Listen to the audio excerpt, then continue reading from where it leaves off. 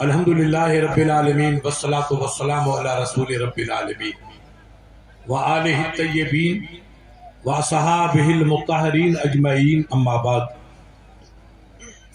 فاعوذ باللہ من الشیطان الرجیم بسم اللہ الرحمن الرحیم ومن یؤت الحکمت فقد اوتی خیرا کثیرا صدق اللہ العلی العظیم وقال نبی صلی اللہ علیہ وسلم العلم نور ویخرج منہ نور۔ ایک مرتبہ درود پیش فرمائیں اللہم صلی علی سیدنا محمد و علی آل سیدنا مولانا محمد وبارک وسلم صلاۃ و سلاما علیک یا رسول اللہ۔ حضرات بیٹا ابھی اس کو بند کر دینا، یہ ایک ادارے کا جلسہ ہے جس میں آپ حضرات قرب و جوار سے تکلیفیں اٹھا کر کے تشریف لائے اپنی آخرت کو سدھارنے کے لیے کہ ہم عالموں کی گفتگو سنیں گے، مسائل سنیں گے، دین کی باتیں سنیں گے اور اپنے آخرت کو رب کی بارگاہ میں سنوارنے کی کوشش کریں گے۔ بخاری شریف کی حدیث ہے، یہ میرے عزیز عالم بیٹھے ہیں، کلام ربانی کے بعد سب سے بڑا مرتبہ بخاری شریف کا۔ امام بخاری علیہ رحمہ نے 16 سال کے عرصے میں چن چن کر کے رسول اللہ کی حدیثوں کو جمع کیا۔ اللہ نے ایسا حافظہ دیا تھا، ایک بار جو حدیث سن لیتے تھے ان کو دماغ میں یاد رہ جاتی، پھر کبھی بھولتے نہیں تھے۔ اور ان کی عقیدت اور حدیث سے محبت کا یہ عالم تھا کہ انہیں پتا چلا کہ ہزاروں میل دور کوئی بندہ ہے، ان کو رسول کی ایک حدیث یاد ہے۔ تو اس زمانے میں نہ کاروں کا سفر تھا، نہ گاڑیاں تھی، نہ پلین، نہ فلائٹ، گھوڑا یا اونٹ یا خچر کی سواری بھی بمشکل ملتی تھی، مگر امام بخاری علیہ رحمہ پیدل سفر کر کے جاتے تھے اور اس محدث سے حدیث پاک کو جا کر سنتے تھے، وہ سماعت کر کے نوٹ کر لیتے تھے اپنے دماغ میں۔ اس طریقے سے ماضی کے علماء نے اسلام کی پاکیزہ ذخیرے کو جمع کیا۔ قرآن حکیم کا اللہ کے نبی کے زمانے میں لکھنے کا رواج نہیں تھا، جو قرآن پاک اترا اللہ کے نبی کو اللہ نے اس کو یاد کروا دیا، نبی صحابہ کو سناتے اور صحابہ کو اللہ نے ایسا ذہن دیا تھا کہ صحابہ اس قرآن پاک کو یاد کر لیتے، لکھنے کی وغیرہ کی نوبت نہیں آئی۔ یہ اللہ کی جانب سے عطیہ تھا کہ عربوں کو اللہ نے ذہن بے پناہ دیا تھا، جو سنتے تھے اس کو یاد کر لیا کرتے تھے۔ امام بخاری علیہ رحمہ رضی اللہ تعالی عنہ اب تو اپنے رشیا میں آ گیا، یہاں ایک خراسان کا علاقہ ہے جیسے راجستھان کا علاقہ، اس خراسان میں قصبہ ہے بخارا، وہ علم کا مرکز ہے، وہاں آپ کی پیدائش ہوئی تھی 156 ہجری، 156 ہجری میں آپ 196 سال میں آپ کی پیدائش ہوئی اور 256 میں آپ نے پردہ فرمایا، تو کل 62-63 سال کی آپ کی عمر ہوئی۔ اس عمر میں آپ نے ایسا کام کیا کہ چن چن کر کے رسول اللہ کی حدیثوں کو جمع کیا۔ پھر جب لکھنے کی نوبت آئی تو پہلے وضو کرتے تھے، 2 رکعت نماز نفل پڑھتے تھے اور پھر بیٹھ کر کے حدیث پاک کو لکھتے تھے۔ اس کے بعد حدیث کا ایک باب آتا ہے، تیمم کا باب، وضو کا باب، طہارت کا باب یا استنجا کا باب، طلاق کا باب، نکاح کا باب یا حدود کا باب، وہ حدیث جیسی ویسے باب کو مرتب کرتے تھے۔ تو اس وقت بھی مدینہ شریف چلے گئے، یہ سب کام تو مکے میں کیا، 16 سال کا زمانہ گزرا، 16 سال کے بعد پھر مدینہ طیبہ آ گئی۔ اب اگر حدیث میں کہیں شک ہوا کہ لفظ تعلمون ہے یا تولمون ہے، یعلمون ہے یا یولمون ہے، ہلکا سا شک ہوتا تھا۔ اب اس استاد نے کیا کہا، اس استاد نے کیا کہا، ذہن میں شاید مجھے کچھ احساس ہو کہ مجھے یاد نہیں ہے، تو ان کی اتنی احتیاط تھی کہ سرکار کے روزے پاک پہ آتے تھے، 2 رکعت نماز نفل پڑھتے تھے اور پھر رخ کرتے تھے رسول کے روزے کی طرف، پیٹ کرتے تھے کعبے کی طرف اور استخارہ فرماتے تھے۔ استخارہ کر کے تھوڑی دیر کے لیے سو جاتے تھے تو آپ پر رقت جاری ہوتی تھی، نیند آتی تھی، اور نیند میں رسول اللہ خود فرماتے محمد یہاں یہ لکھ اور یہاں یہ لکھ۔ تو ان بچوں کے استاد تو آپ ہم ہیں، جیسے میرے عزیز نے فرمایا یہ بچے ہمارے بیٹے دستار بندی سے مشرف ہوں گے، ان کو ہمارے بچوں نے پڑھایا، ہمارے علماؤں نے پڑھایا، مگر بخاری کو ہمارے جیسے علماؤں نے نہیں پڑھایا، بخاری کو رسول اللہ نے پڑھایا۔ یہ خوش قسمتی بخاری کی۔ پھر ان کا عشق آپ غور کریں کہ لکھتے ہیں تو کعبے کی طرف چہرہ کر کے، وضو کر کے لکھتے ہیں، نماز نفل پڑھ کے لکھتے ہیں، بغیر وضو کے غسل کے آپ نے کوئی حدیث پاک نہیں لکھی۔ اب جب آپ کا وصال ہوا تو زمین میں قبر کھودی گئی، مقام خرطن کے قصبہ ہے وہاں، آپ نے کہا میرے یہاں دفن کرو، آپ نے کہا یہاں کرو، سینکڑوں لوگ کھڑے ہو گئے، تو آپ بیچ کا راستہ نکلا کہ یہاں دفن کرو تاکہ ادھر کے لوگ بھی پہنچیں گے ادھر کی۔ تو ان بےایمانوں سے کہو کہ یہ درگاہوں پہ جانا، مزاروں پہ جانا، اللہ والوں کو سلام کرنا، فاتحہ پڑھنا، یہ بریلی کا فتویٰ نہیں ہے، اجمیر شریف کا فتویٰ نہیں ہے، بغداد مولا کا فتویٰ نہیں ہے، یہ صدیوں پہلے بخارا کا فتویٰ۔ اس زمانے میں جب عقیدہ درست تھا، اس قسم کا کوئی تاثر نہیں تھا، اس زمانے میں لوگوں کا یہی مزاج تھا کہ اللہ کے ولی کے مزار پہ جا کے فاتحہ پڑھ کے جو دعا کریں گے اللہ آپ کی دعا کو قبول فرمائے گا۔ دینے والا تو رب ہے، مگر یہ اللہ کے مقرب بندے اس کا سہارا بنیں گے، وسیلہ بنیں گے۔ آپ غور کیجئے، مواہب لدنیہ، نعمت الکبریٰ، شفا شریف، یہ سیرت کی نایاب کتابیں آج سے کئی سو سال پہلے لکھی گئی۔ ان میں لکھا کہ سرکار آدم سے قدرت کی مشیت کے تحت ایک بھول ہوگی، نبی سے کبھی غلطی نہیں ہوگی، نبی معصوم ہے، فرشتے معصوم ہیں، نبی سے بھول ہوئی، اللہ نے کہا میرے نبی یہ سب آپ کے لیے جنت کی نعمت ہے، مگر والا تقربا، اس پیڑ کے قریب مت جانا۔ وہ پیڑ اپنا گندم تھا۔ شیطان شروع سے اس کی لڑائی اللہ والوں کے رہی۔ یہ خبیث جنت کے گیٹ پہ پہنچا اور وہاں جا کر کے اس نے نماز اور عبادت شروع کی۔ کافی وقت ہو گیا، فرشتوں نے کہا یہ تو بہت بڑا عابد، اتنی بڑی نماز، اتنا بڑا سجدہ۔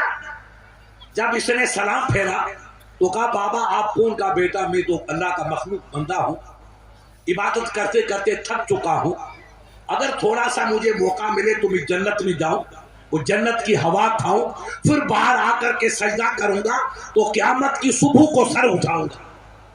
تو فرشتوں نے کہا بھائی اندر تو جانے کی اجازت نہیں ہے، یہ آپ لوگ سنیے۔ تو کہا پھر؟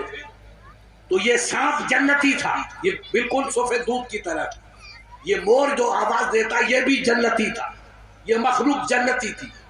تو مور نے کہا بھائی میں تو آگے نہیں جاؤں گا، آپ سانپ کے پاس چلے جاؤ، یہ جنت کا چوکیدار ہے۔ سانپ سفید شفاف دودھ کی طرح، سانپ سے کہا بھائی مجھے اندر لے کے چل تاکہ میں جنت کی ہوا کھا کر کے پھر عبادت شروع کروں گا۔ تو سانپ نے کہا آگے فرشتے مجھے پکڑ لیں گے۔ یہ سانپ زہریلا بعد میں بنا، پہلے بالکل شریف تھا۔ تو کہا میں نے اللہ کی عبادت کی ہے، میرے میں کچھ طاقت ہے، روحانی قوت ہے، آپ منہ کھولیے میں آپ کے منہ میں ہوا بن کے اندر چلا جاؤں اور کسی کو پتہ بھی نہ چلے گا۔ سانپ نے منہ کھولا اور یہ ہوا بن کر کے خبیث سانپ کے منہ میں چلا گیا۔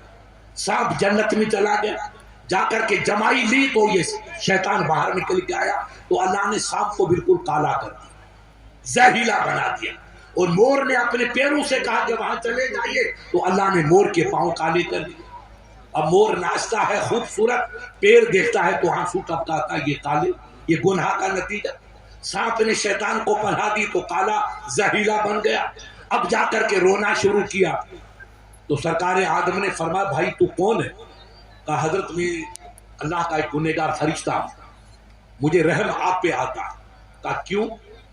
کہا کہ اللہ نے آپ کو تمام نعمتوں کی اجازت فرمائی کہ یہ کھاؤ یہ کھاؤ، مگر اس پیڑ سے قریب مت جائیے۔ حضرت یہ پیڑ ایسا ہے اگر آپ کھا لیں گے تو آپ بھی قیامت تک جنت میں رہیں گے، آپ کی اہلیہ بھی جنت میں رہے گی اور آپ کی اولاد ہوگی وہ بھی جنت میں رہے گی۔ رب سرکار آدم نے فرمایا کہ میرے رب نے مجھے منع کیا، میں اس پیڑ کے قریب نہیں جاؤں گا، آپ باہر نکلیے، مجھے ایسے فرشتے کی گائیڈ کی ضرورت نہیں ہے۔ تو حضرت حوا کا دل رحم دل تھا، عورتیں ایسے رحم دل ہوتی، انہوں نے کہا کہ حضرت آدم سے کہ اس کے حلقے سے دانے کھانے سے اگر اپنی اولاد قیامت تک جنت میں رہے گی تو میں خدا سے توبہ کر لوں گی، رب میری توبہ قبول فرما لے گا۔ آپ نے ایک دانہ توڑا، اس کے 2 ٹکڑے کیے۔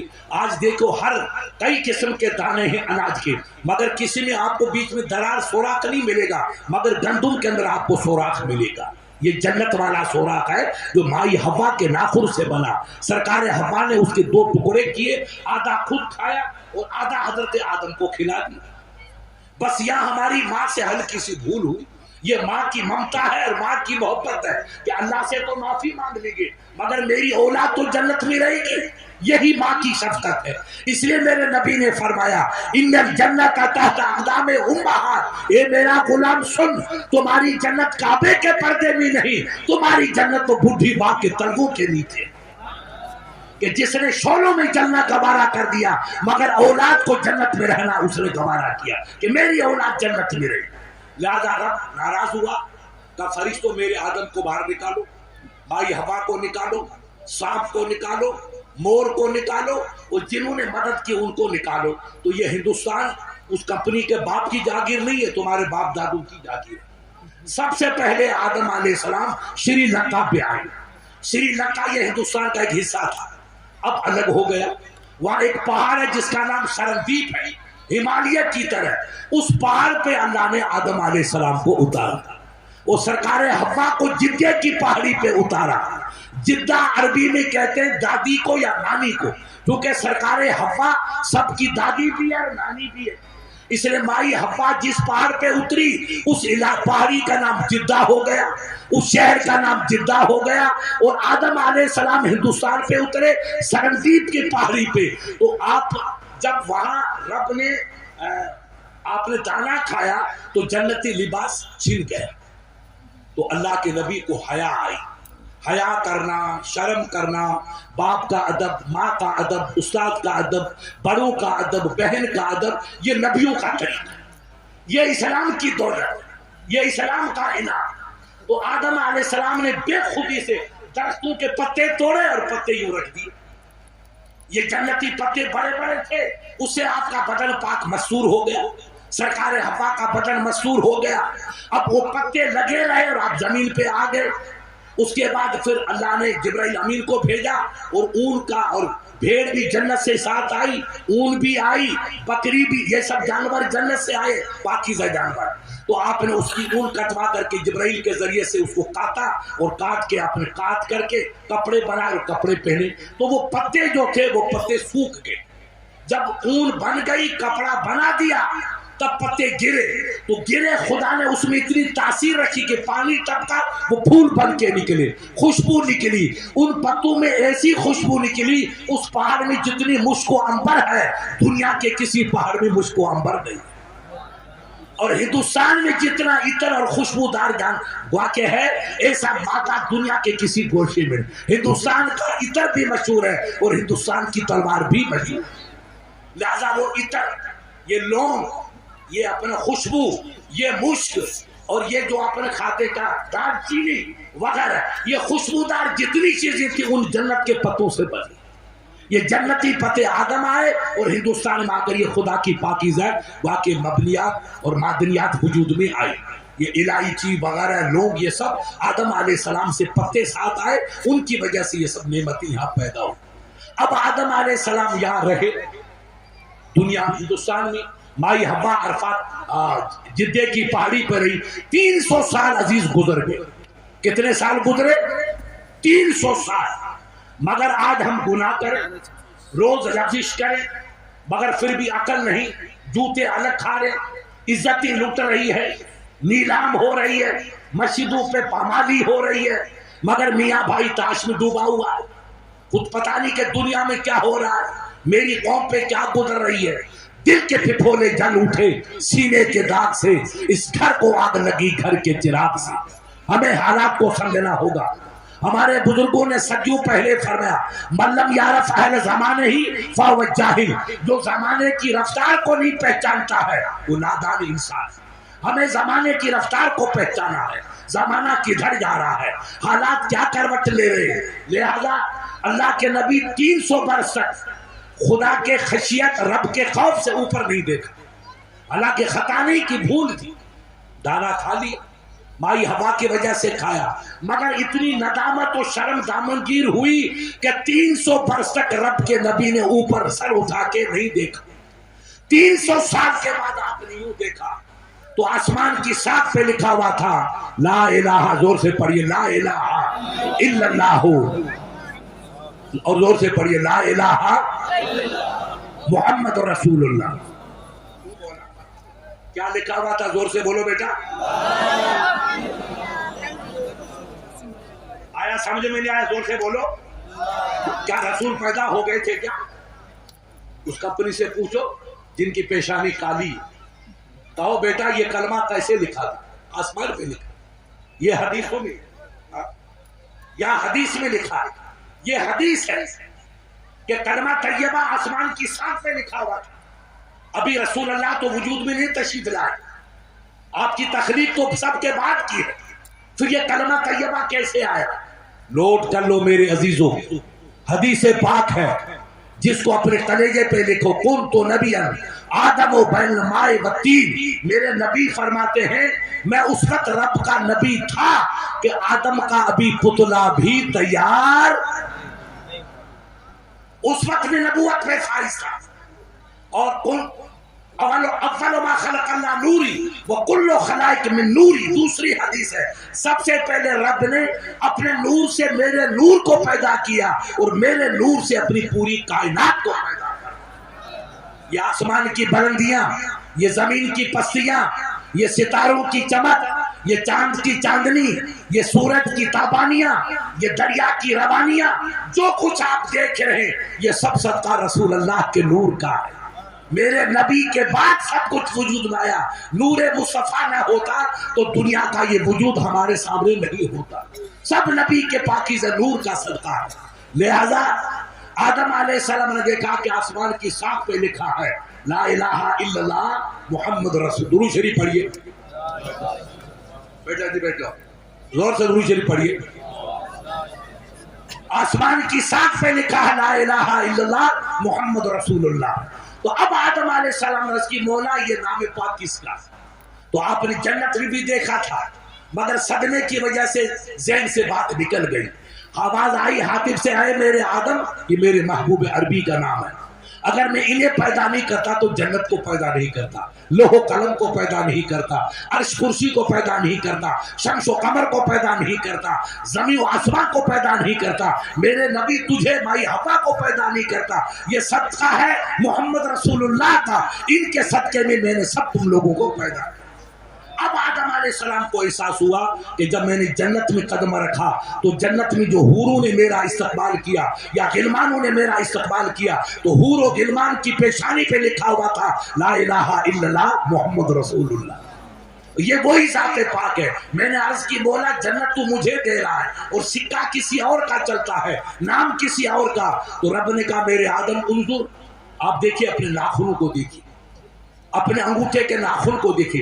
اب جو آدم نے انگوٹھوں کی جانب نظر کی تو ناخن پہ لکھا ہوا تھا لا الہ الا اللہ محمد رسول اللہ. تو بے خودی سے سرکار آدم نے فرمایا قرۃ عینی بک یا رسول اللہ پڑھا، چوم کر کے آنکھوں سے نہ جائے.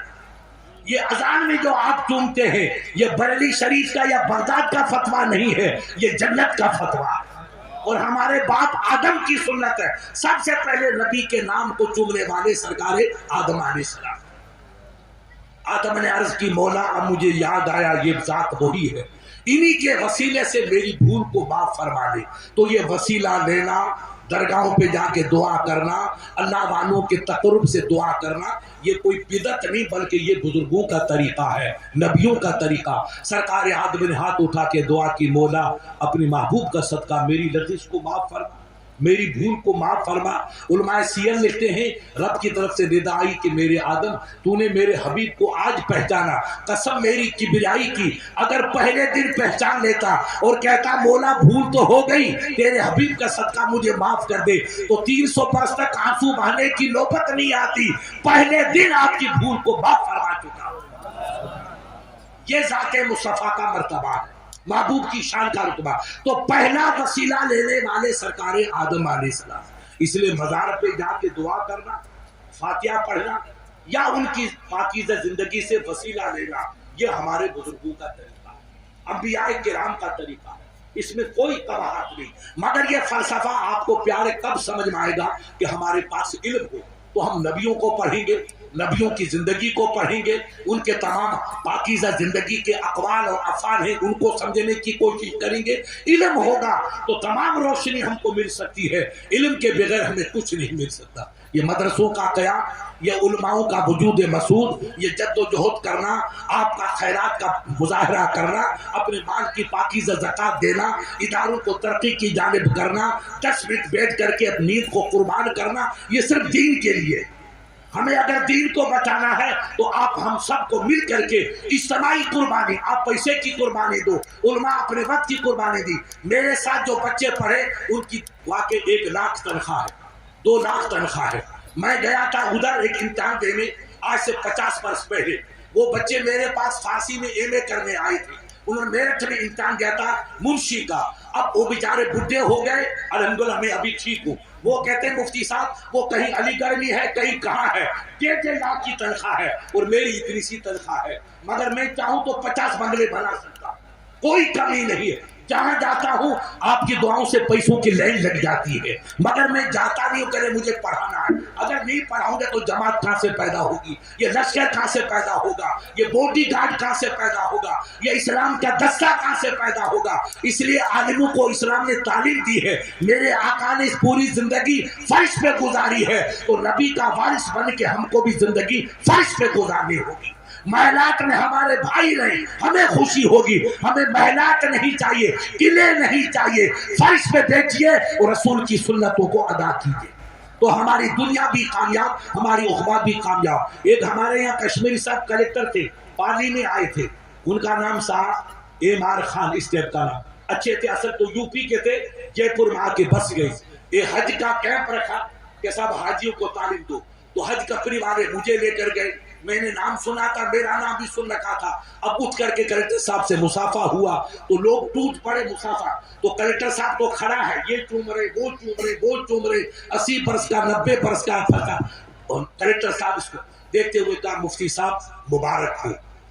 تو میں سمجھا کوئی نئی بات ہوئی، میں نے کیا بات کہ صاحب میں IAS آفیسر ہوں اور میرا تو کوئی کتیا بھی سلام نہیں کرتی ہے اور تجھے دنیا ہاتھ چوم رہی ہے، مجھے مسافہ کرنے کا تو پتہ چلا کہ ہم کتنی ترقیاں کریں۔ اللہ دنیا میں تو عزت دے گا، مگر عالم کو جو عزت ملتی ہے اس کا کوئی مقابلہ ہی نہیں کر سکتا۔ یہ شیر محمد کی عزت نہیں ہے، یہ شیر محمد کے علم کی عزت ہے۔ جو نبی کی غلامی کا تاج ہم نے اپنے گلے میں ڈالا ہے تو یہ اس کی عزت ہے۔ اس لیے بیٹا یاد کرنا، اچھے عالم بنیں گے تو ابا بھی چومے گا، دادا بھی چومے گا، نہیں تو کالی کتیا بھی سلام نہیں کرے گی۔ قصب کمال کن کہ عزیز جہاں شوی، بزرگوں نے کہا کہ کمال پیدا کرو تو فرشتے بھی تم کو سلام کریں گے، ستارے بھی سلام کریں گے، کہکشاں بھی سلام کریں گی۔ اخلاق بلند رکھیے، زبان پاکیزہ رکھیے، نظر صاف ستھری رکھیے، قلب کو پاکیزہ مطہر رکھیے، جد و جہد کا جذبہ رکھیے۔ مولوی بن کے آپ نواب بننے کا خواب مت دیکھنا، مولوی بن کے سپاہی بننے کا خواب دیکھنا۔ میرے آقا نے پتھر کھائے، ہاتھ اٹھا کے دعائیں دی، زخم سہے، ہاتھ اٹھا کے دعائیں دی، فرشتے کھڑے یا رسول اللہ رب نے ہم کو بھیجا ہے، آپ زبان سے کہہ دو ہم ان پائیوں کو ملا کے اس بستی کو سرما بنا دیں گے۔ فرشتے تڑپ رہے، خون بہ رہا ہے، زمین کانپ رہی ہے، آسمان لرز رہا ہے، مگر میرے مصطفیٰ نے ہاتھ اٹھایا تو بیٹا یہ تمہیں علم ملا۔ اللہم اہد حاضر قوم انہم لا یعلمون، اللہ ان کو اسلام کی توفیق عطا فرما، ان کو نیک روشنی عطا فرما،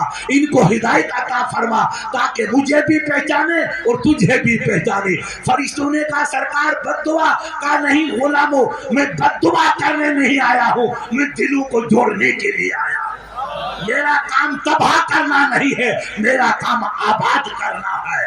کی محمد سے وفا تو نے تو ہم تیرے ہیں، یہ جہاں چیز کیا لوہو قلم تیرے ہیں۔ ہمیں نبی کے کردار کو سمجھنا ہے، نبی کی سیرت طیبہ کو سمجھنا ہے، نبی کے اقوال ذلیل کو سمجھنا ہے، نبی کی سیرت طیبہ کو سمجھنا ہے۔ عالم وہ جو اخلاق کا دھنی ہو، زبان کا دھنی ہو، کردار کا دھنی ہو، جد و جہد کرنے والا، دن بھر پان کھاتے رہے، سگریٹ ہی پیتے رہے تو کالی بلیا بھی سلام نہیں کرے گی۔ اگر نماز پڑھو گے، تہجد پڑھو گے، جد و جہد کرو گے، کوشش کرو گے، قوم کی خدمت کرو گے تو مسلمان کو مسلمان، خدا کی قسم غیر مسلمان بھی ہاتھ چومتے۔ میں نے دیکھا غیر مسلمان بھی تمہاری عزت کریں گے، مگر نبی کا غلام بن کے رہو، اسلام کے جانباز بن کے رہو، اسلامی تعلیمات کو پیکر بن کے رہو۔ نہیں مفتی صاحب میں گنہگار ہوں، مگر جتنا ہوگا میں اسلام کی خدمت، تنخواہ ملے نہ ملے مجھے اللہ دے گا، میرا بھائی کما رہا، میرا ابو کما رہا ہے، بیٹے ذرا پانی لانا۔ اگر یہ جذبہ آپ پہ رہا تو انشاءاللہ آپ کا بھی بس آپ محتاج نہیں ہوں گے، غیب سے رب مدد فرمائے گا۔ آپ مولانا فیاض صاحب سے پوچھئے، میں نام نہیں لیتا ہوں، میرے دوست کئی عالم ہیں، وہ کتاب نہیں پڑھاتے، نہ بخاری پڑھاتے نہ بیضابی پڑھاتے، وہ تقریر کرتے ہیں۔ ان کے محل میں آپ کوٹا گئے ہوں گے، نام مت لینا، ہم محل میں گئے آج سے بھی 40-50 سال پہلے، تو گیانی زیل سنگھ جو ہوم منسٹر تھا کشمیر صاحب، اس زمانے میں اندرا کے زمانے ہوم منسٹر تھا سردار، وہ بھی اس جلسے میں تھا۔ تو مولانا کا مکان دیکھا تو کہا کتنے کمرے ہیں؟ مولانا کا 65 کمرے ہیں۔ اندرا گاندھی کے باپ کے کمرے مجھے 65، یہ مولوی ہے۔ تو کون کہتا مولوی فقیر ہے؟ بیٹا پڑھنا تو سیکھو، علم تو پڑھو، کسب کمال کن کے عزیز جہاں شبی، کمال پیدا کر تو دولت کے پیچھے نہیں بھاگے گا، دولت تجھ کو آ کے سلام کرے گی۔ درود پڑھیے گا۔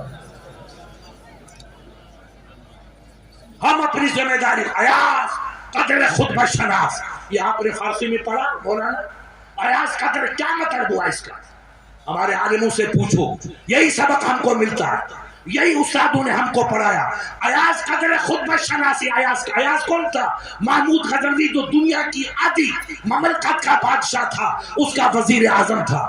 لوگ اس کی محبت اتنی تھی کہ ایک دن محمود یہاں آیا اپنے متھرا میں، حاجی صاحب یہ یوپی میں، غسل خانے میں گیا تو محمود کا عشق دیکھو مولانا، آپ لوگوں نے پڑھا ہوگا، تاریخ پڑھیے۔ محمود کو کسی چیز کی ضرورت پڑی، سنو میرے ناگور والے، یہ مسلمان تھا، وہ آدھی دنیا کا بادشاہ، مگر اس کا ایمان دیکھو، اس نے آواز دی بچے کو تو اس کا نام محمد تھا، تو محمد نے کہا او ابن ایاز ایدہ بیا، او ایاز کا بیٹا، او حاجی صاحب کا بیٹا ادھر آ۔ تو کشمیری صاحب کہ حضرت میں تو حاجی ہوں، میرا بچہ تو اکبر ہے، میں کو نہیں حاجی صاحب اکبر نہیں کہوں گا، حاجی ابن حاجی کہوں گا، کوئی راز ہوگا میرا۔ اس نے نام نہیں لیا، کہا او ایاز کے بیٹے ادھر آ۔ ایاز بڑا دیوانہ محمود غزنوی کا بچہ محمد گیا، محمود نے کہا وہ کام کیا، محمود غسل کر کے کپڑے پہن کے آیا، کرسی پر بیٹھا تو ایاز نے فوراً تلوار نکالی اور بادشاہ کو دی، جہاں پڑھا بغیر بزن، اس کے دیکھو سرکار لیجئے اور اسی تلوار سے میرے بچے کا سر قلم کیجیے۔ محمود نے کہا ایاز کیوں، تیرا بچہ تو بڑا شریف ہے؟ کہا نہیں سرکار، میں نے آپ کو پڑھا ہے، پہچانا ہے، آپ جب خوش ہوتے ہیں تو اس کا نام لیتے ہیں، اور جب کسی سے ناراض ہو جاتے ہیں تو نام لینا چھوڑ دیتے ہیں۔ آج آپ نے میرا نام تو لیا کہ ایاز کا بیٹا ادھر آ، مگر اس کا نام تو محمد بن ایاز ہے، آپ نے محمد نہیں لیا، تو میرے بچے سے غلطی ہوئی، اگر غلطی ہوئی تو آپ اس کا سر میری تلوار سے کاٹو، مجھے بیٹا نہیں چاہیے، مجھے محمود چاہیے۔ یہ بادشاہ سے عشق تھا، یہ غلام کہا اچھا، کہا نہیں محمود، بادشاہ ایاز تیرا بچہ شریف ہے، اب محمود چھپانا، حاجی صاحب یہ عشق تھا، یہ ان کا، کہا بادشاہ سلامت اس کو بتائیے ورنہ سر قلم کیجئے، کہا نہیں تیرا بچہ بہت شریف اور لائق ہے، کہا پھر نام کیوں نہیں لیا؟ تو بادشاہ نے کہا محمود نے تری راز است، اس میں راز ہے، کہا سرکار راز کیا ہے؟ کہا سن ایاز، تو نے ضد کی تو بتاتا ہوں، قسم رب کعبہ کی میری 65 سال کی عمر ہے، جب سے میں نے ہوش سنبھالا ہے رسول اللہ کا نام میں نے بے وضو کبھی نہیں لیا۔ اب کہتے ہیں مفتی صاحب توگڑیا پیدا ہوا، ابھی اور توگڑیے پیدا ہوں گے، ابھی یوگی پیدا ہوں گے، امت شاہ پیدا ہوں گے، تم تاش کھیلتے رہو، تم جوا کھیلتے رہو تو کئی توگڑیے پیدا، کئی مودی پیدا ہوں گے۔ آپ نماز پڑھیے، آپ اسلام کے قریب آئیے، آپ قرآن کی تلاوت کیجیے، آپ ان عالموں کی صحبت میں 4 میں دل بھر کام کرو، شام کو آ کر کے مولانا عمران کے پاس گئے تو مولانا یہ مسئلہ بتائیے، یہ مسئلہ، ایک مسئلہ سیکھ لیا، پوری رات آپ کی عبادت میں گزاری جائے۔ غور کیجیے آپ، کہا بادشاہ کیا؟ کہا رب کی قسم میری 62 سال کی عمر ہے، جب سے میں نے امی سے سنا بیٹا رسول اللہ کا نام بے وضو مت لینا، ایک اللہ کا ولی کہہ گیا، 1000 بار بشویم دہن ز مشکو گلا ہنود نام تو گفتن کمانے بے ادبیس یا رسول اللہ، 1000 مرتبہ اپنی زبان کو مشکو انور سے دھو تب بھی میری زبان پاک نہیں ہے کہ آپ کے نام میں پاک لو، آپ کا نام تو بہت مقدس مطہر ہے، میری کام بجائے کہ میں آپ کا نام لوں۔ ایسا عظمت والے بادشاہ تھے اور شاعر تھے کہ نبی کے نام لیتے ہوئے بدن پہ لرزہ تاری۔ آج میاں بھائیوں نے تماشا سمجھ لیا، کیا زندگی ہماری، کب ہم سدھریں گے؟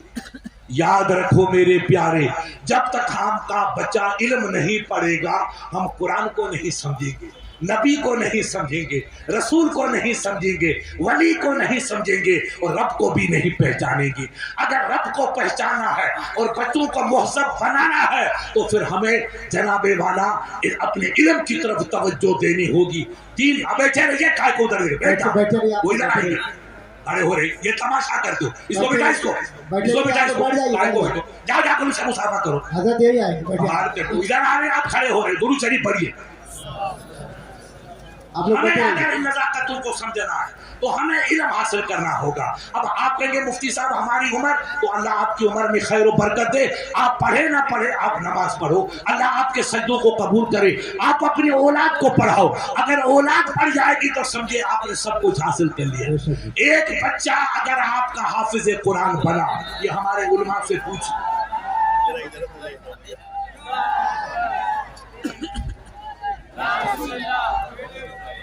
ارے آگے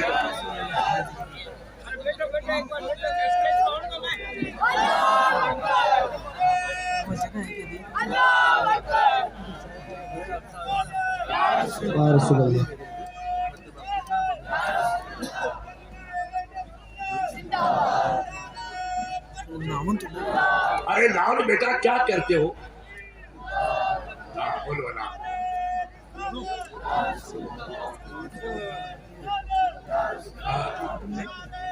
ارے بیوقوفی ہے، تماشا بناتے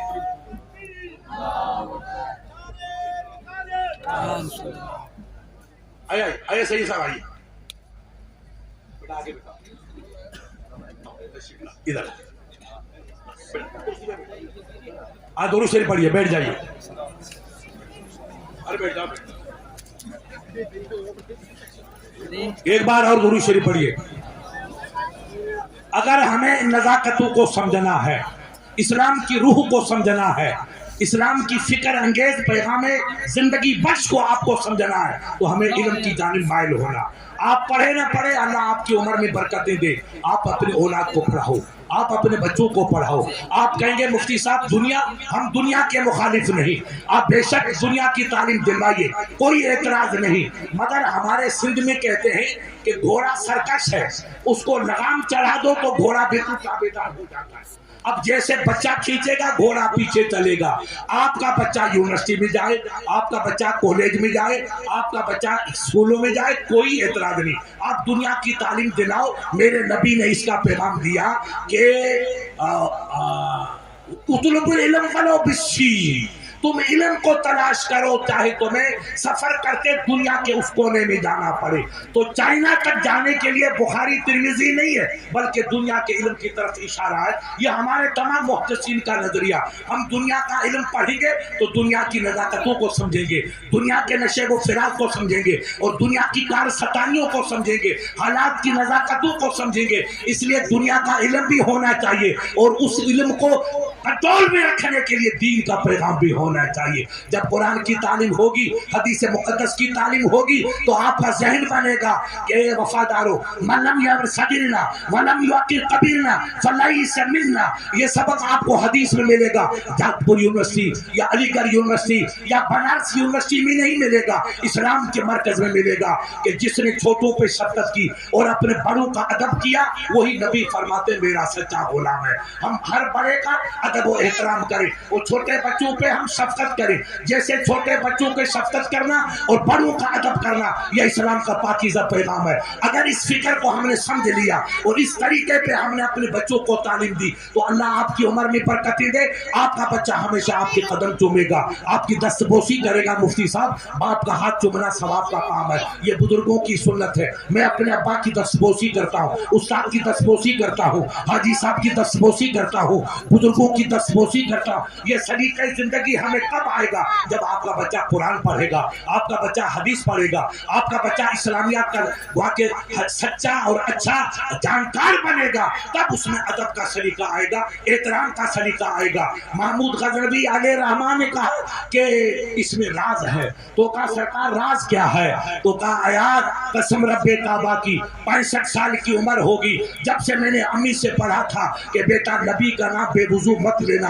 اس تاریخ سے لے کر آج کی تاریخ تک میں نے اللہ کے محبوب کا نام کبھی بے وضو نہیں لیا ہے. آج میں غسل خانے میں تھا, مجھے تیرے بچے کو بلانا تھا, تیرے بچے کا نام اتفاق سے محمد تھا, تو نام تو تیرے بچے کا ہے مگر اصل نام تو میرے آقا کا یہی تو ہے. اس لیے میں کیسے کہ محمد, میں غسل خانے میں محمد لوں, میں اپنی زندگی کی تباہی کا پیغام سمجھتا ہوں. اس لیے محمد کہہ کے نہیں پکارا, ابن ایاز کہہ کے پکارا, تاکہ ادب بھی رہے اور مدعا بھی حل ہو جائے. یہ کل کے بادشاہ سے تمہارے بھائی جن کی زندگیاں گزر گئی, رسول اللہ کا نام بے وضو نہیں لیا, غسل خانے میں نہیں لیا. آج ہماری قوم کا مزاج ہے, دن گزر جاتا ہے, راتی چلی جاتی ہے, شعور کی منزلوں سے گزر جاتے ہیں, کبھی تاش کے پتے ہیں, کبھی جوا کا سرغنا ہے, اور میری قوم کے پاس کچھ نہیں. پھر کہتے ہیں مفتی صاحب یوگی پیدا ہوا, ابھی اور یوگی پیدا ہوگا, ابھی اور یوگی پیدا ہوگا, امت شاہ پیدا ہوگا, آپ کے کارنامے ایسے ہوں گے. تو پھر ایسے ہی ہمارے سندھی میں کہا ہے کہ جتنے گندگی اتنے مچھر, یعنی جہاں گندا پانی ہوگا وہاں مچھر پیدا ہوتا ہے, صاف شفاف جگہ پہ بیٹا مچھر پیدا نہیں ہوتا ہے. یاد رکھیے, اگر ہمارا عمل گندا ہو گیا, ہم نمازوں سے غافل ہو گئے, عبادتوں سے غافل ہو گئے, تعلیم دین سے غافل ہو گئے, ماں باپ کے ادب و احترام سے غافل ہو گئے, بڑوں کی خدمت اور احترام سے غافل ہو گئے, تو ہم گندے ہو گئے, بدبودار ہو گئے. نماز نہ پڑھی تو کھیل ختم ہوا. من ترک الصلاۃ متعمدا فقد کفر. ایک محبوب نبی نے فرمایا, جس نے جان بوجھ کے نماز کو چھوڑا وہ اسلام سے نکلا, وہ اٹل بہاری کی کمپنی میں چلا گیا, کھیل ختم. کہاں جا رہے؟ پھر کہتے ہیں مفتی صاحب یہ سب نہیں, ہم اسلام کو پڑھیں, آپ کھیتی کرو, آپ واپار کرو. خدا کی قسم سنت, کھیتی کرنا بھی سنت, واپار کرنا بھی سنت, اور مویشی پالنا بھی سنت. میرے آقا نے مویشی کی نگرانی کی, کھیتی کو پانی بھی پلایا, تجارت بھی کی. یہ سب کام آپ سنت سمجھے کریں گے تو اللہ آپ کو 2 پیسے بھی دے گا, رزق بھی دے گا اور برکت بھی دے گا, کیونکہ نبی کی سنت ہے. اور ہمارے آقا نے فرمایا کہ القاسب و حبیب اللہ, جو محنت سے کمائی کرتا ہے وہ اللہ کا دوست ہے. اللہ کا محنت کریے, کون کہتا آپ تہجد پڑھیے؟ نہیں, آپ بچوں کو پالو گے تو عبادت ہے, رات کو تہجد پڑھو تو عبادت ہے, اور دن کو کھیتی کرو تو بھی عبادت ہے. اسلام صرف مسجد میں سونے کا پیغام نہیں دیتا ہے, پسینہ بہانے کا پیغام دیتا ہے. جو ہاتھوں سے مانی غبار کی لگا ہو, حرمت علی نار, جس نے محنت کی اور ہاتھوں پہ درد و غبار لگا, ان ہاتھوں پہ دوزخ کی آگ حرام ہے. آپ تو جنتی ہو گئے. مفتی صاحب نے کھیت میں گیا, میں ادھر گیا, تو آپ جو محنت کریں گے, کاروبار کریں گے, آپ جنت میں چلے جائیں گے, آپ کا ہر عمل جنت میں لکھا جائے گا.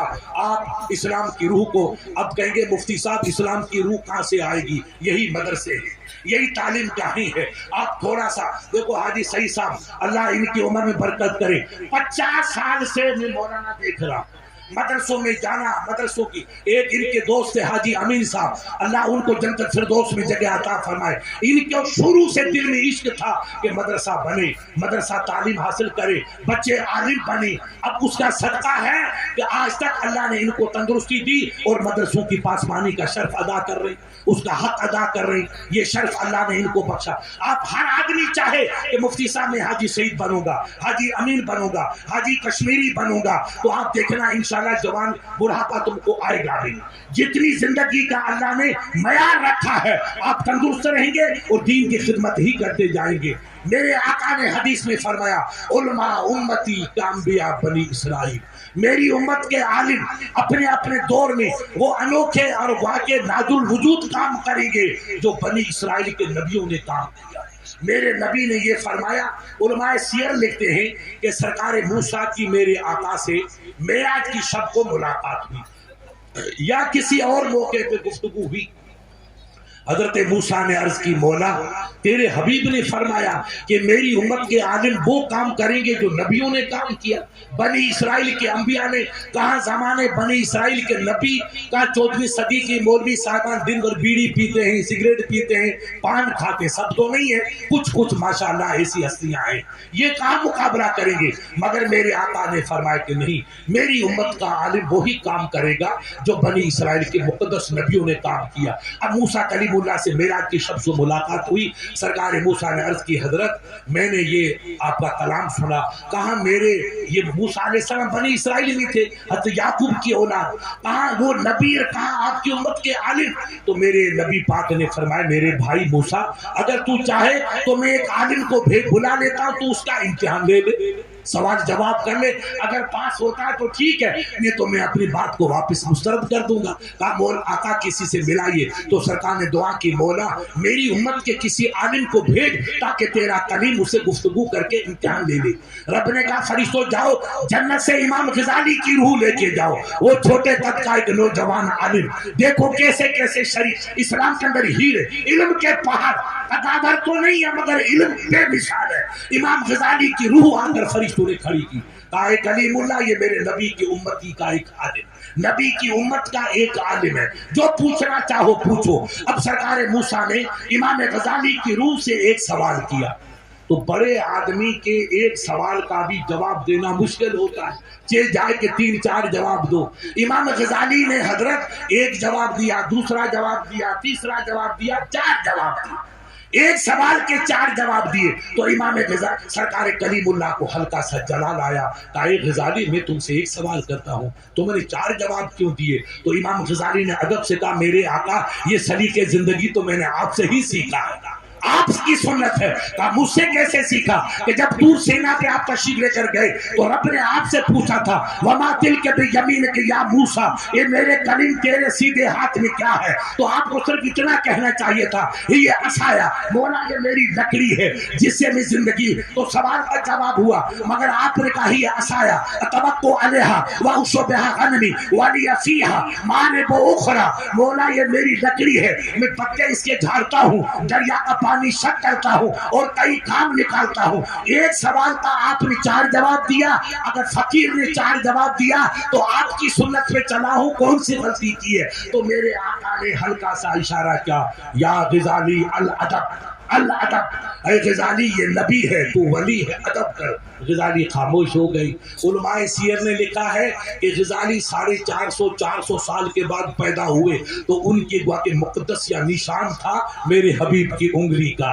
دنیا آ کر کے صدیوں کے بعد ان عقل کے یتیموں سے کہو تاریخ اوراق گردانی کرو، اسلام کی تاریخ پڑھو. میرے نبی کی زندگی بے مثال ہے، نبی کا کردار بے مثال ہے، نبی کی تعلیم بے مثال ہے، نبی کا منصب بے مثال ہے، نبی کی عظمتی بے مثال ہے. وہ نشان رہا. امام غزالی علم کے پہاڑ تھے.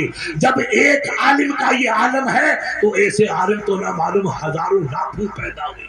میرے نبی نے حجۃ الوداع کے موقع پہ 1.25 لاکھ غلاموں کو زندگی کا آخری پیغام دیا. حجۃ الوداع یہ تاریخ کا باب ہے. اور اس کے بعد میرے نبی نے دوسرے سال پردہ فرما دیا، 10 میں خطبہ دیا اور 11 میں آپ نے پردہ فرمایا. 1.5 لاکھ مسلمانوں کی کل آبادی تھی. اللہ کے کرم سے مسلمان بڑھا. بڑھا، اتنا بڑھا کہ آج ایک انگریز محقق لکھتا ہے کہ 1 ارب 40 کروڑ مسلمان کی آبادی ہے، 1 ارب 40 کروڑ مسلمان کی آبادی ہے، اور 1 ارب 30 کروڑ عیسائیوں کی یا کچھ کم ہے۔ پہلے عیسائی پہلے نمبر تھے، مسلمان دوسرے نمبر پہ تھا۔ پچھلے 90-92 کی مرد شماری میں انگریزوں نے ثابت کیا کہ مسلمان کی آبادی 1 نمبر پہ ہے اور انگریز دوسرے نمبر پہ ہے۔ ہم تو گرتے جا رہے ہیں، تاش کھیلتے جا رہے ہیں، جوا کھیلتے جا رہے ہیں، ان کے جوتے کھاتے جا رہے ہیں، پھر یہ اسلام کیسے بڑھتا ہے؟ ہمارے میں کمزوری ہے پیارے، اس لیے ہم ضربوں کے شکار ہیں، مگر میرا اسلام بے مثال ہے، اسلام کی تعلیم بے مثال ہے، اسلام کا سندیش بے مثال ہے۔ جتنا اس کو دبایا اتنا اللہ نے اس کو بڑھایا ہے۔ اس لیے آپ خوش ہو کر اسلام کو پڑھیے، اسلام کو سمجھیے، مسجدوں کو آباد کیجیے، اپنی صفوں میں اتفاق پیدا کیجیے۔ میرے آقا نے صدیوں پہلے فرمایا یسرا ولا تعسرا، بشرا ولا تنفرا ولا تتابعا، آسانیاں پیدا کرنا، سختی کے تیر مت چلانا، محبت کے پھول برسانا، نفرت کے خنجر مت چلانا، آپس میں اتفاق سے رہنا، انتشار کا شکار مت ہونا۔ تم اتفاق سے رہو گے اسلام کو عروج ملے گا، اسلام کو سربلندی کا پاکیزہ مزاج ملے گا۔ ہم اختلاف کریں گے، یہ حرام، یہ سور، یہ فلاں، تو کھیل ختم۔ ہمارے دشمن تو بہت ہیں بیٹے، کیوں آپس میں دشمنی کرو؟ اخلاق جس کا فلن وہ سب سے اونچا ہے۔ سنو، یہ ہمارے سید صاحب اور ہمارے عالم بیٹھے، میرے آقا سے حاجی صاحب ایک صحابی نے پوچھا سرکار من خیر الناس، آپ کی امت میں سب سے اعلیٰ کون، سب سے افضل کون؟ نوٹ کر لو اپنے دل کے سطح پہ، نبی سے سوال ہوا سب سے اعلیٰ، سب سے ٹاپ، سب سے بیسٹ کون؟ تو نبی پاک فرما سکتے تھے تہجد کی نماز پڑھنے والا، بخاری کی تلاوت کرنے والا، کلام ربانی پڑھنے والا، کعبے کا طواف کرنے والا۔ نہیں میرا بھائی، نہیں۔ سرکار سب سے اچھا کون، افضل کون؟ تو ہمارے آپ کے آقا نے فرمایا خیر الناس من ینفع الناس، سب سے اعلیٰ وہ ہے جو خدا کی مخلوق کو نفع پہنچاتا ہے، اللہ کی مخلوق کو فیض پہنچاتا ہے، اللہ کی مخلوق کو رحم و کرم کی بارش کر کے ان کو خوش و خرم کرتا ہے۔ جس نے انسانیت کی خدمت کی وہ سب سے اونچا ہے۔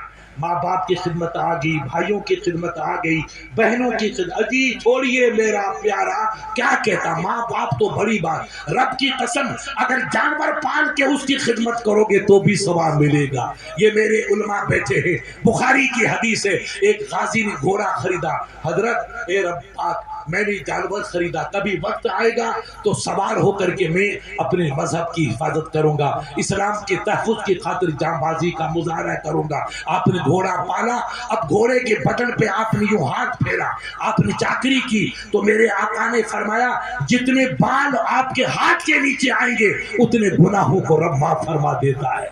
ہاتھ پھیرنے میں جب اتنا ثواب ہے تو گھوڑے کو دانا کھلانے میں کتنا ثواب ہوگا۔ تو ماں باپ کی خدمت کرنا، بھائیوں کی خدمت کرنا، انسانیت کی خدمت کرنا تو ایک درجہ امتیاز ہے۔ اب ایک جانور پال کے کھلاؤ گے، بکری، اونٹ کو، گائے کو، تو بھی تمہیں ثواب ملے گا۔ میرے آقا نے فرمایا کسی نے پیڑ لگایا، پانی پلایا، اس نیت سے مفتی صاحب میں نے مسجد میں نیم لگایا، کیوں لگایا بیٹا؟ جب بڑا ہوگا تو نمازی نماز پڑھ کے نیم کے سائے میں آ کر بیٹھیں گے تو قسم آپ کے رب کی، رسول اللہ نے فرمایا جب تک وہ پیڑ ہرا رہے گا، انسان بھی بیٹھے، جانور بھی بیٹھے، چڑیا بھی بیٹھے، تیری قبر میں نور برستا رہے گا۔ ارے پیڑ بونے میں، لگانے میں اتنا ثواب ہے تو ماں باپ کی خدمت کرنے میں کتنا ثواب ہوگا، ان مدرسوں کی آپ یاری کرنے میں کتنا ثواب ہوگا، ان علماء کی قدر افزائی میں کتنا ثواب ملے گا۔ کسب کمال کن کے عزیز جہاں شبی، زندگی کو مٹاؤ، انانیت کو مٹاؤ اور خدا کے سچے پرستار اور وفادار مصطفیٰ بن کے زندگی گزارو۔ میرے آپ کے آقا نے فرمایا اسلم تسلم، اے میرا غلام تو جھکتا چلا جا، رب تجھ کو بڑھاتا چلا جائے گا۔ یہی سلامتی ہے، جتنا انسان جھکے گا، جتنا جھکے گا، باپ کا ادب، ماں کا ادب، استادوں کا ادب، بزرگوں کا ادب، مرشد کا ادب، عالموں کا ادب، بڑوں کا ادب، ہم جتنے جھکیں گے اللہ اتنی عزت آپ کو عطا فرمائے گا، اتنی سرفرازی آپ کو عطا فرمائے گا۔ ہم اسلام کی روح کو سمجھیں، اسلام کی پاکیزہ تعلیمات کو سمجھیں، میرے آقا نے فرمایا علماء امتی کے انبیاء بنی اسرائیل، میری امت کے علماء وہ کام کریں گے جو بنی اسرائیل کے مقدس قافلے نے کام کیا، انبیاء نے کام کیا. اور وہ یہ دولت کب ملے گی؟ جب ہمارا بچہ عالم بنے گا، آپ کا بچہ عالم بنے گا. حافظ قرآن بنائیے، قاری بنائیے اور عالم بنائیے. اب آپ کے یہاں کچھ بچے حافظ بنے، ابھی مولانا بتا رہے تھے، تو یاد رکھو حدیث پاک ہے، جس کا بچہ حافظ قرآن بنا کل قیامت میں اس کے باپ کے سر پہ سنہری تاج رکھا جائے گا، وہ ایسا چمکے گا جیسے چودھویں کا چاند آسمان پہ چمکتا ہے. خوش قسمت وہ مسلمان جن کا بچہ حافظ قرآن بنے. رہا سوال عالم کا، تو میرے آقا نے فرمایا العالم سبحان اللہ فضل العالم علی العابد. ایک عالم کی عظمت ایک عابد کے اوپر اتنی ہے جتنی میری عظمت ایک میرے غلام پہ ہے. عالم کی عظمت کا کوئی کنارہ نہیں. ہم نے مولویوں کو کھلونا سمجھ لیا. ہمارے مولوی پان کھا کر کے بیچارے اپنی زندگیوں کو مجروح کر چکے. ہمیں اپنے وقار میں رہنا ہے، اپنی زندگی کے منصور کے دائرے میں رہنا نہیں. ہم اسلام کا وہ کام کریں.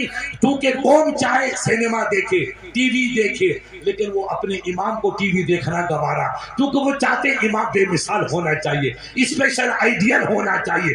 غیر مسلمانوں کے مندروں میں جا کے دیکھو، ان کے پانڈوں کا لباس الگ ہے. میں نے پوچھا یہ کون تھے؟ میں ایک جگہ گیا کہ صاحب یہ پہلے جج تھے، ریٹائر ہو کر کے یہ مندر کا پجاری بن گیا، ہائی پوسٹ کا مالک، پیلے کپڑے پہن کے بیٹھا ہے. بیٹا ان کی عزت لوگ کیوں کرتے پیلے کپڑوں کے پیچھے؟ ان کی ہمارے عالموں کو چاہیے کہ آپ جب عالم بن گئے اور سر پہ تاج رکھا پگڑی کا، ہمارے علماء، تو اب آپ اقبال نہیں رہے، اب آپ دوسرے بن چکے، اب غلام مصطفیٰ بن چکے، اب قوم کے رہبر بن چکے ہیں، اب قوم کے امام بن چکے ہیں. چاہے مسجد کی امامت ملے نہ ملے، مگر قوم کی امامت کا تاج سید کے ہاتھوں سے تمہارے سر پہ رکھا گیا. اس لیے اپنے اس تاج کی حفاظت کریں، اس کا احترام کریں. ہر وہ عمل جس سے آپ کی زندگی داغدار ہو اس سے پرہیز کریں. غرور سے مٹنا، گھمنڈ سے بچنا، لڑائی سے بچنا، بدگوئی سے بچنا، بد زبانی سے بچنا. کسب کمال کن کے عزیز جہاں شبی، کام ایسا کرو کہ دنیا تو دنیا ریت کا ذرہ بھی تمہیں سلام کرے. مولوی صاحب جا رہے، حاجی صاحب جا رہے. یہ کب ہوگا؟ جب ہمارا کردار اچھا ہوگا، اخلاق اچھا ہوگا، زندگی اچھی ہوگی، نشست و برخاست اچھی ہوگی، ہماری صبح شام اچھی ہوگی. اللہ تعالی ہمیں اسلامی تعلیمات پر کلی طور پر عمل کرنے کی توفیق عطا فرمائے. ہمارے بچے جو سرفرازی کا تاج لے کر کے آج یہاں سے جائیں گے، انہیں بھی دین کی خدمت کرنے کی توفیق عطا فرمائے.